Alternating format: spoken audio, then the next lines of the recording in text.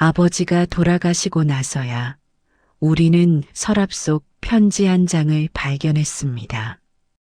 그 안에는 평생 들어보지 못한 아버지의 목소리가 담겨 있었습니다. 아버지는 평생 말을 아끼는 사람이었습니다. 아침이면 신문을 펼쳐들고 조용히 커피를 마셨고, 저녁이면 TV 앞에 앉아 말없이 시간을 보냈습니다.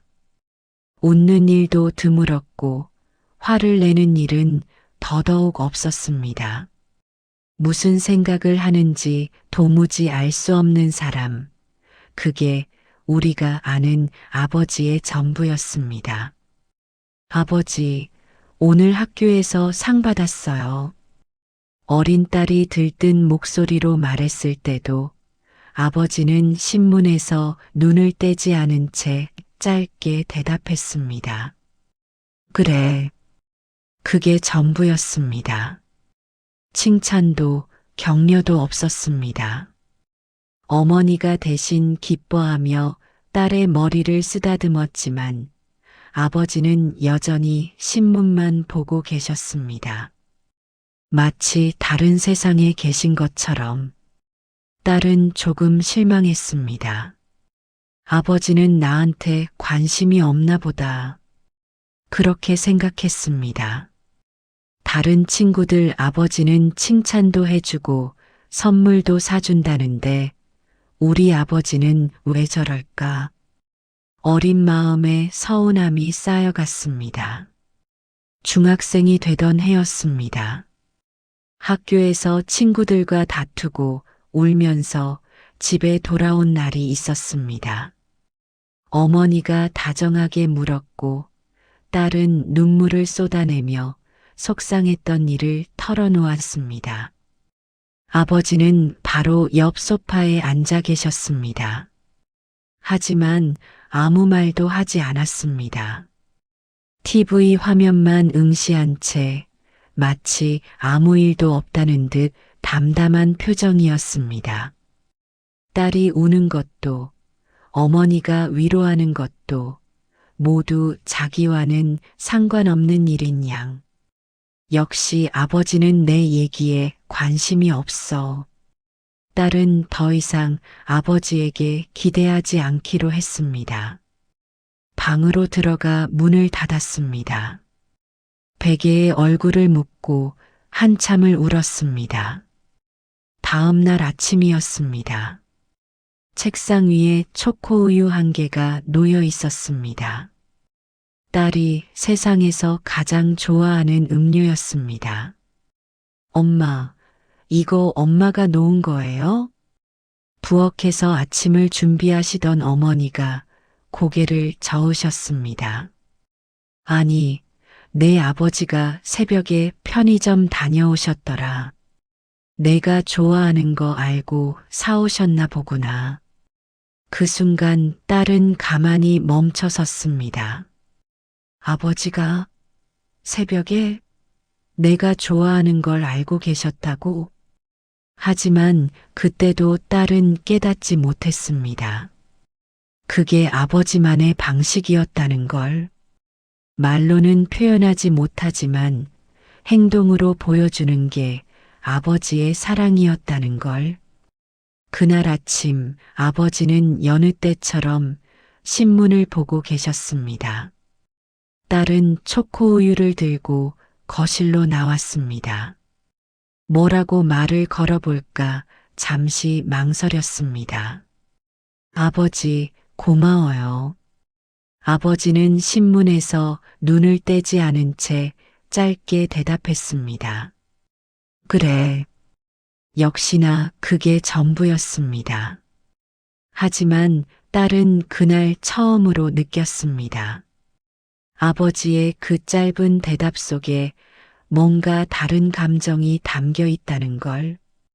무뚝뚝한 얼굴 뒤에 숨겨진 서툰 애정이 있다는 걸. 우리 모두 그랬습니다. 아버지가 무관심한 줄만 알았습니다. 감정이 없는 사람인 줄만 알았습니다. 하지만 우리는 몰랐습니다. 아버지의 침묵 속에 얼마나 많은 말들이 담겨 있었는지 그 진실을 알게 된 건 아버지가 우리 곁을 떠나신 후였습니다. 세월은 빠르게 흘렀습니다. 어느새 딸은 고등학생이 되었습니다. 대학 입시를 앞두고 있었습니다. 매일 밤늦게까지 책상 앞에 앉아 공부했습니다. 참고서를 펼쳐놓고 문제집과 씨름하는 날들이 계속되었습니다. 어머니는 가끔 방문을 살짝 열고 들어오셨습니다. 따뜻한 우유 한 잔을 가져다 주시며 부드럽게 말씀하셨습니다. 너무 무리하지 마.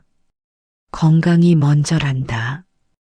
그리고 딸의 어깨를 토닥여 주셨습니다.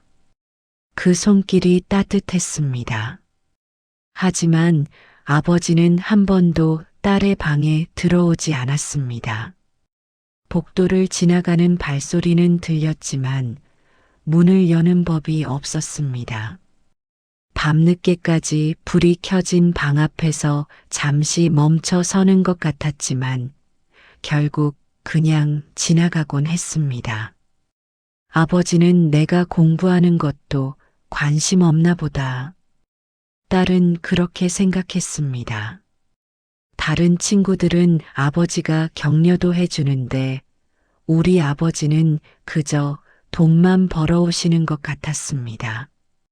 수능 당일 아침이었습니다. 긴장된 마음에 잠을 설쳤습니다. 아침 식탁에 앉았지만 밥이 목으로 넘어가지 않았습니다. 손은 차갑고 심장은 빠르게 뛰었습니다. 현관문을 나서려는 순간 아버지가 거실에서 일어나셨습니다. 그리고 짧게 말했습니다. 조심히 다녀와라.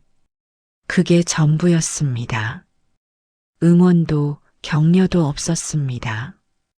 잘 보고 와 같은 말도 없었습니다. 딸은 조금 서운한 마음으로 현관문을 나섰습니다. 다른 애들 아빠는 파이팅이라도 해주던데. 학교로 향하는 버스 안에서도 그 생각이 맴돌았습니다. 긴 하루였습니다. 시험을 마치고 녹초가 되어 집으로 돌아왔습니다. 현관문을 열었을 때 아버지가 현관 바로 앞에 서 계셨습니다.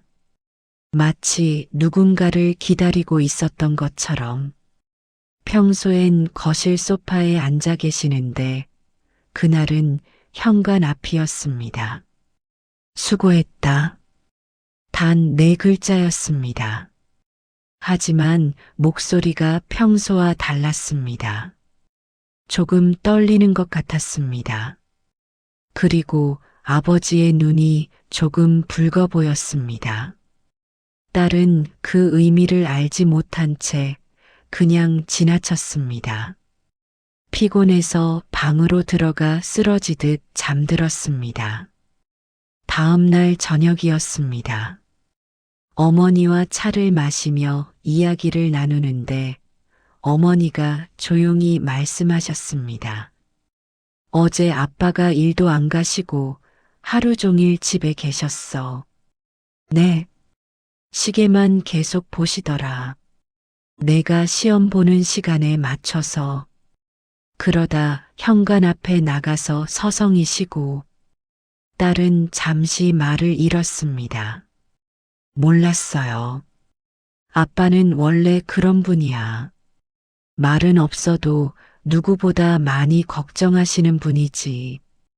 그제야 딸은 깨달았습니다.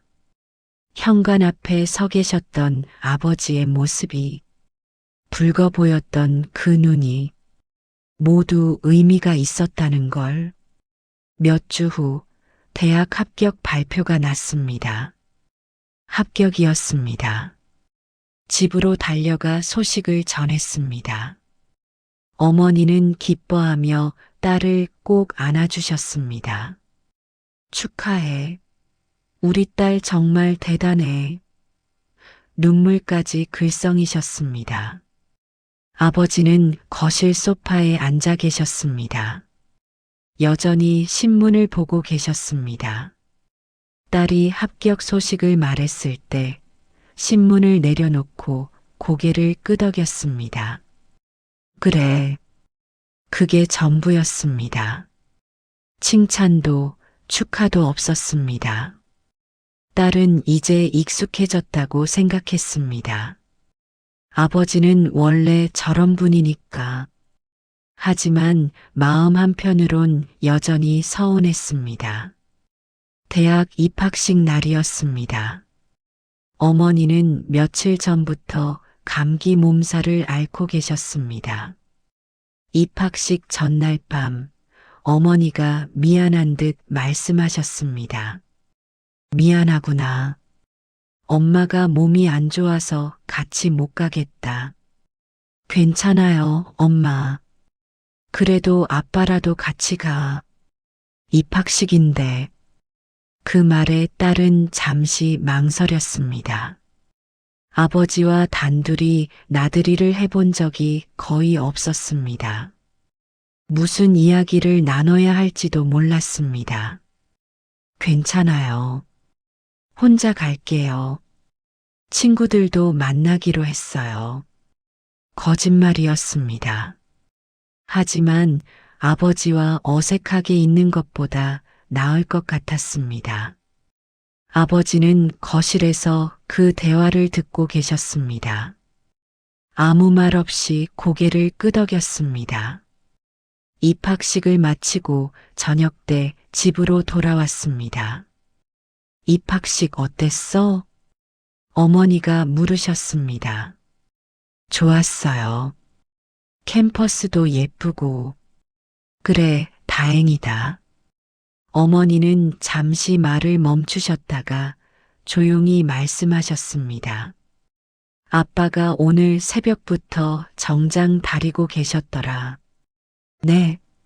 장롱에서 제일 좋은 정장 꺼내서 다림질 하시더라. 너랑 같이 가려고 하셨나 봐. 그 순간 딸의 가슴은 뜨끔했습니다. 아버지는 거실에 앉아 계셨습니다. 여느 때처럼 TV를 보고 계셨습니다. 하지만 그 모습이 갑자기 다르게 보였습니다. 혼자 정장을 다리시던 아버지, 딸과 함께 입학식에 가려고 준비하셨던 아버지, 딸이 부르자 아버지가 고개를 돌렸습니다. 입학식 잘 다녀왔어요. 그리고 미안해요. 아버지는 잠시 딸을 바라보다가 고개를 끄덕였습니다. 아니다. 친구들이랑 즐겁게 보냈으면 됐다. 그리고 다시 TV를 보셨습니다. 하지만 딸은 알았습니다. 아버지의 목소리가 평소와 조금 달랐다는 걸. 아버지도 서운하셨을 거라는 걸.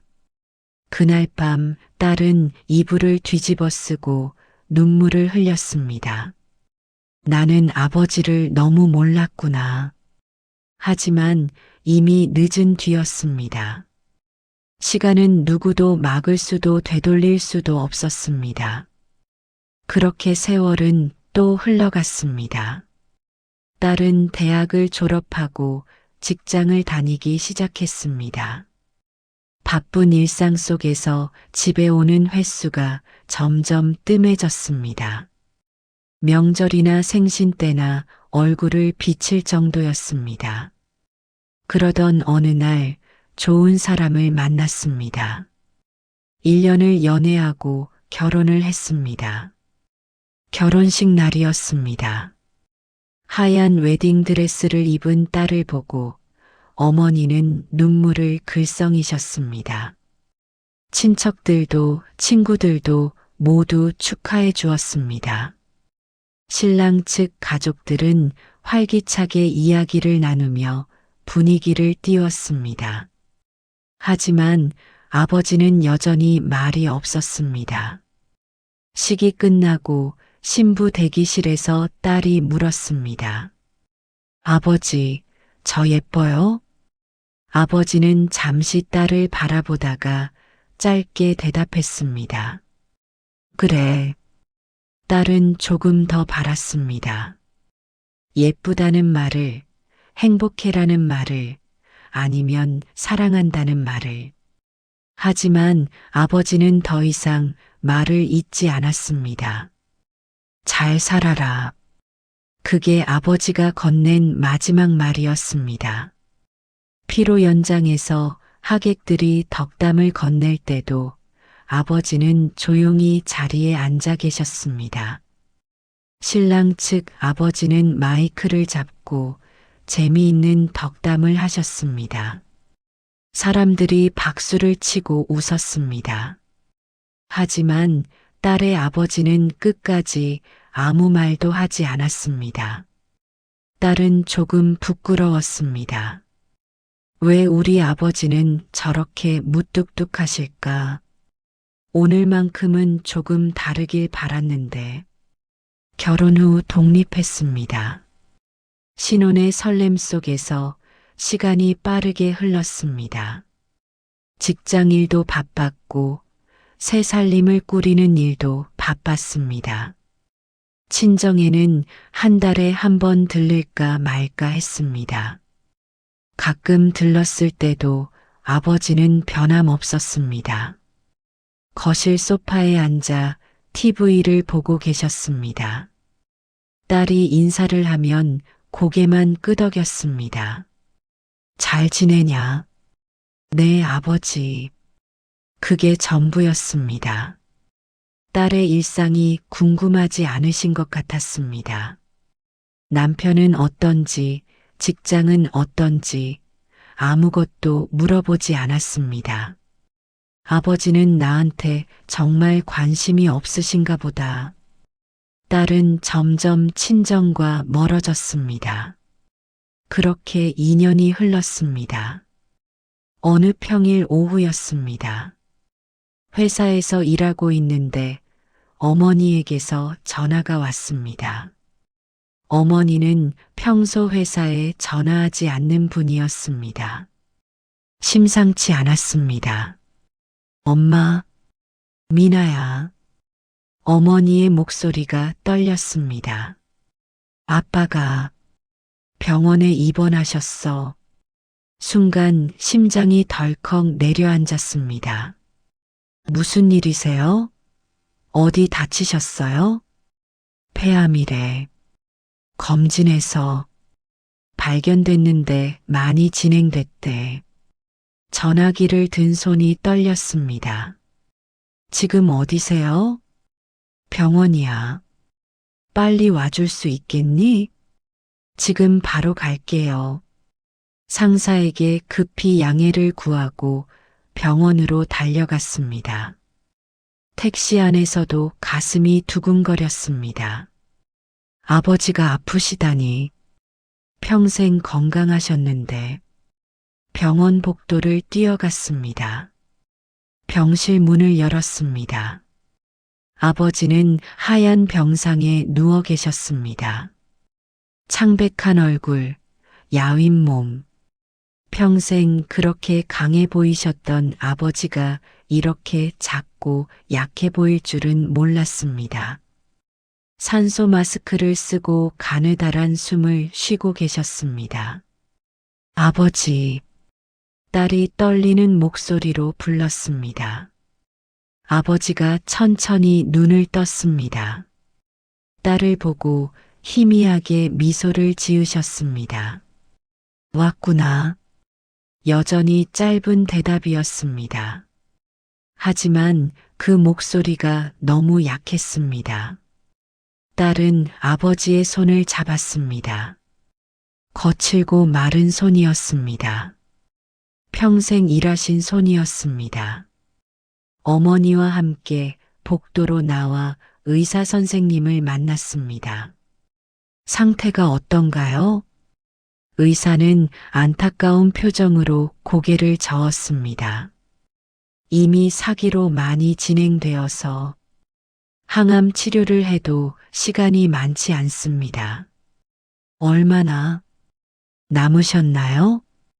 길어야 두세 달 정도입니다. 딸은 이 말을 듣고 하염없이 눈물을 흘렸습니다. 아직 아버지한테 하고 싶은 말이 많은데 고맙다는 말도 사랑한다는 말도 한 번도 제대로 못했는데 하지만 정작 무슨 말을 하고 싶었는지 떠오르지 않았습니다. 평생 제대로 된 대화를 나눠본 적이 없었으니까요. 병실로 돌아왔습니다. 아버지는 다시 잠들어 계셨습니다. 창밖으로 석양이 지고 있었습니다. 딸은 아버지의 손을 꼭 잡고 앉아 있었습니다. 이제라도 말을 해야 하는데, 뭐라도 말을 해야 하는데, 하지만 입이 떨어지지 않았습니다. 평생 그래왔듯이 그날 밤이었습니다. 딸은 병실에서 아버지 곁을 지키고 있었습니다. 어머니는 잠시 집에 다녀오셨습니다. 병실엔 아버지와 딸 단둘뿐이었습니다. 고요한 밤이었습니다. 복도에서 간호사들의 발소리만 들렸습니다. 갑자기 아버지가 눈을 뜨셨습니다.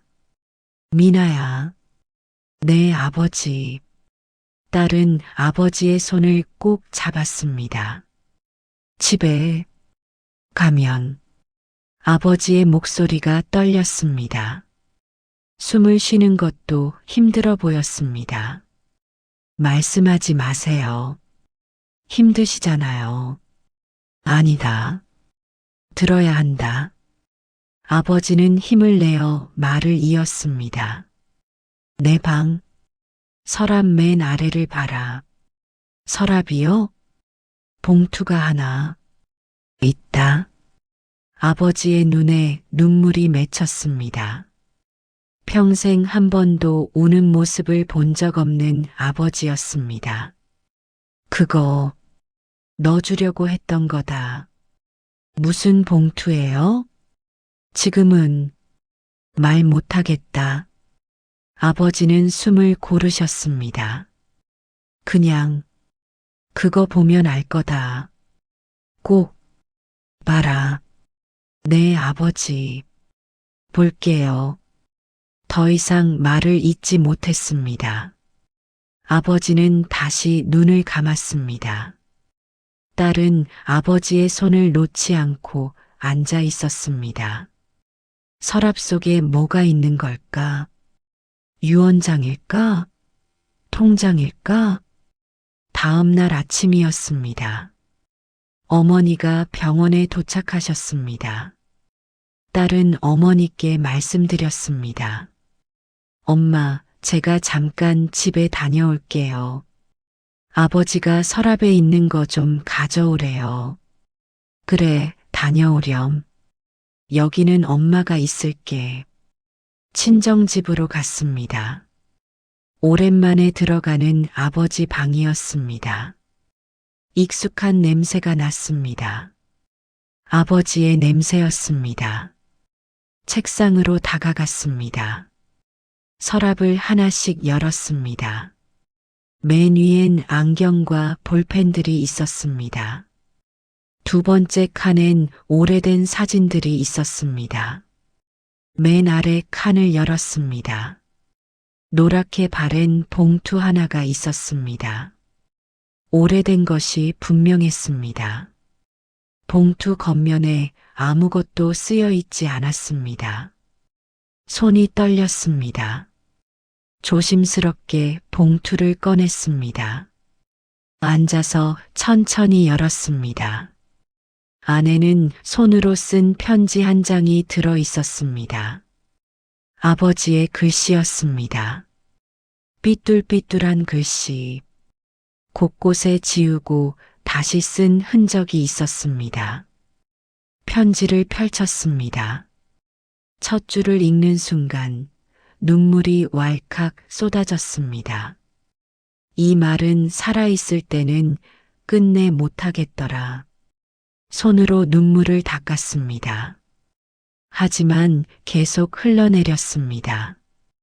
편지엔 거창한 말이 없었습니다.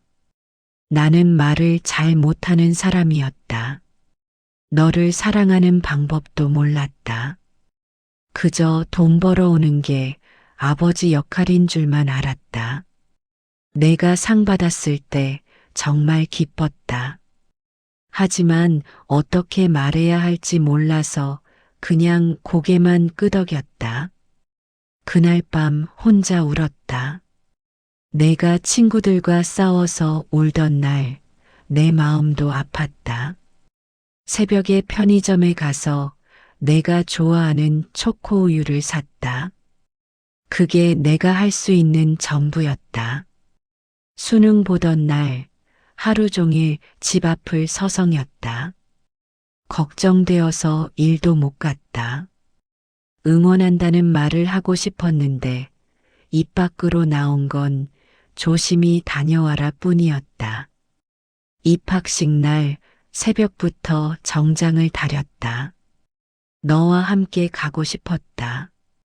하지만 내가 거절했을 때 아무 말도 못했다.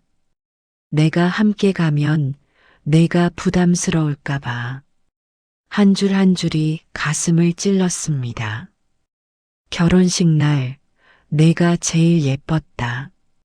하지만 예쁘다는 말 한마디 못했다.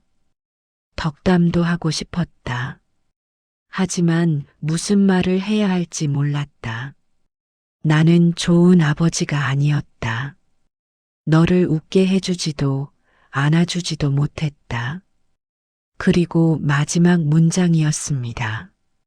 사랑한다는 말 평생 못해서 미안하다.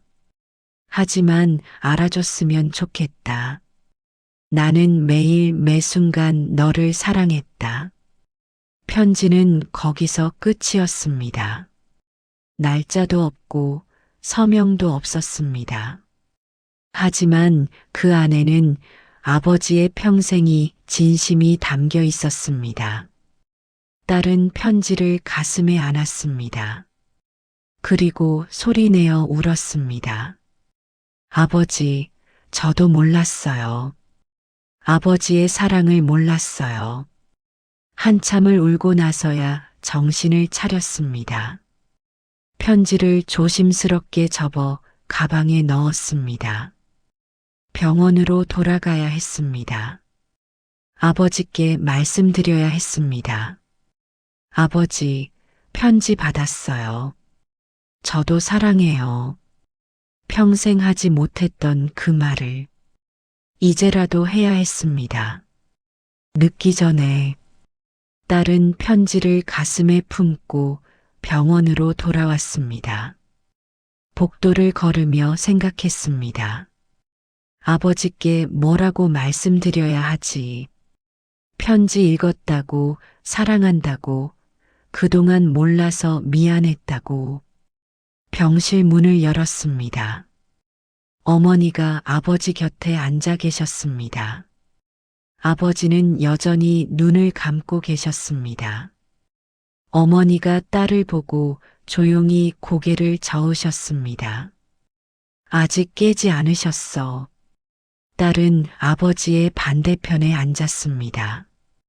아버지의 손을 잡았습니다. 차가웠습니다. 아버지, 저 왔어요. 편지 읽었어요.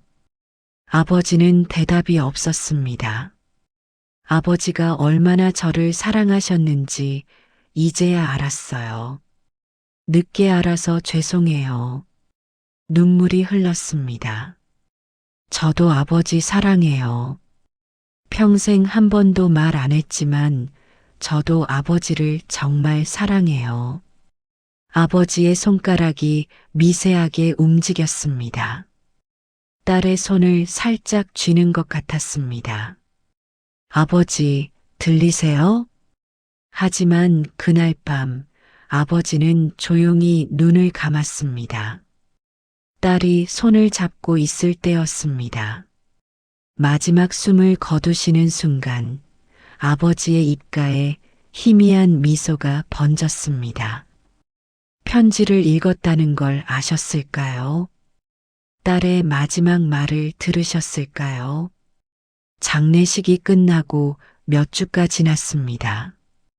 딸은 아버지의 방을 정리하다가 서랍을 다시 열었습니다. 그 편지가 있던 자리에 또 다른 종이 한 장이 있었습니다. 꺼내보니 오래된 사진이었습니다. 딸이 초등학교 때 상을 받고 찍은 사진이었습니다. 뒷면에 아버지의 글씨가 있었습니다. 2005년 3월 15일. 우리 딸 처음으로 상 받은 날. 제일 자랑스러운 날. 또 다른 사진도 있었습니다. 대학 합격증 앞에서 찍은 사진. 뒷면엔 이렇게 적혀 있었습니다. 2015년 12월 17일. 우리 딸 대학 합격한 날. 이렇게 기쁠 수가 없다. 결혼식 사진도 있었습니다. 뒷면엔 이렇게 쓰여 있었습니다. 2020년 10월 10일. 우리 딸 결혼한 날. 세상에서 제일 예쁜 신부. 딸은 그 사진들을 하나하나 보며 울었습니다. 아버지는 침묵하는 사람이 아니었습니다. 다만 말하는 방법을 몰랐던 사람이었습니다. 사랑을 표현하는 법을 배우지 못한 사람이었습니다. 이 이야기는 특별한 사람의 얘기가 아닙니다. 어쩌면 지금 이 글을 읽고 계신 당신의 이야기일지도 모릅니다. 당신도 혹시 그런 분이 아니신가요? 평생 말로 표현하지 못했던 분. 사랑한다는 말, 고맙다는 말, 미안하다는 말을 마음속에만 담아두신 분. 아니면 당신의 곁에도 그런 분이 계시지 않나요? 말은 없지만 당신을 사랑하는 분. 표현은 서툴지만 당신을 생각하는 분. 그분께 아직 전하지 못한 말이 있으신가요? 아직 늦지 않았습니다. 지금 이 순간에도 당신 곁에 그분이 계신다면 아직 기회가 있습니다. 말로 못하면 글로 써보세요. 직접 못하면 편지로 남겨보세요. 거창한 문장이 아니어도 됩니다. 고맙습니다. 미안합니다. 사랑합니다. 이 세 마디면 충분합니다. 진심은 전해지기만 하면 됩니다. 우리는 모두 압니다. 사람은 언제 떠날지 모른다는 걸, 내일이 있을 거라는 보장이 없다는 걸, 그런데도 우리는 미룹니다. 나중에 말해야지. 언젠가 기회가 있겠지. 하지만 그 언젠가는 영영 오지 않을 수도 있습니다. 아버지처럼 평생 하고 싶었던 말을 결국 편지로밖에 남기지 못할 수도 있습니다. 오늘 마음속에만 묻어둔 그 말을 한 장의 손편지에 담아보시는 건 어떨까요? 부모님께, 배우자에게, 자녀에게, 오래된 친구에게 평생 하지 못했던 그 말을 이제라도 전해보세요. 종이 한 장이면 됩니다. 볼펜 한 자루면 됩니다. 서툰 글씨여도 괜찮습니다.